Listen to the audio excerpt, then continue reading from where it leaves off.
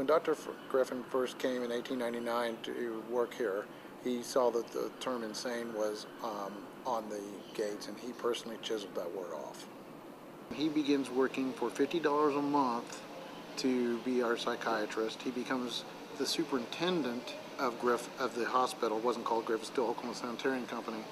And he becomes superintendent in 1902, and he stays superintendent until 1950. And he retires then, and in 1953 they added his name to the name at the time was Central State Hospital, and it became Central State Griffin Central State Griffin Hospital, before statehood, obviously.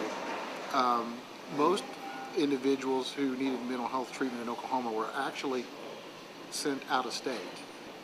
A facility in the state of Illinois named Oklahoman Retreat treated our citizens for approximately, I think it was like $300 a year.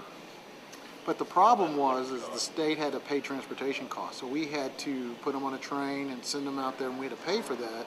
The state usually didn't have the money to bring them back, so we had to continue to pay yearly for them to stay at Oklahoman. These two doctors, a Dr. Galbraith and a Dr. Threadgill, purchased and formed this company, the Oklahoma Sanitarium Company.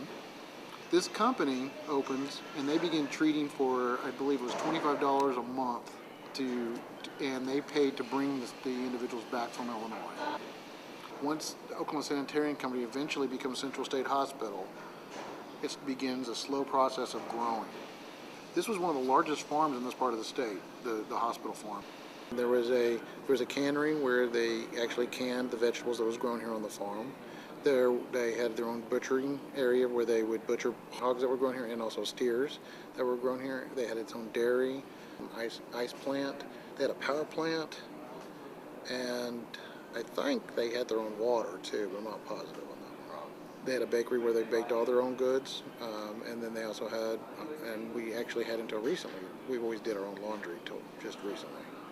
Back in the 1930s, 40s, 50s, the patients actually worked on the farm. It was considered part of their treatment. It was a self-sustaining operation. I would say Dr. Griffin, for his time period, was truly innovative and a pioneer. And then Dr. Donahue, Dr. HAYDEN Donahue, was a pioneer not just for the state but for the country. Really brought in the community mental health movement, meaning that treatment would no longer be inside institutions. People would no longer be warehoused, but instead they'd be treated out in the community where they could stay with their families, hold jobs, and live productive lives.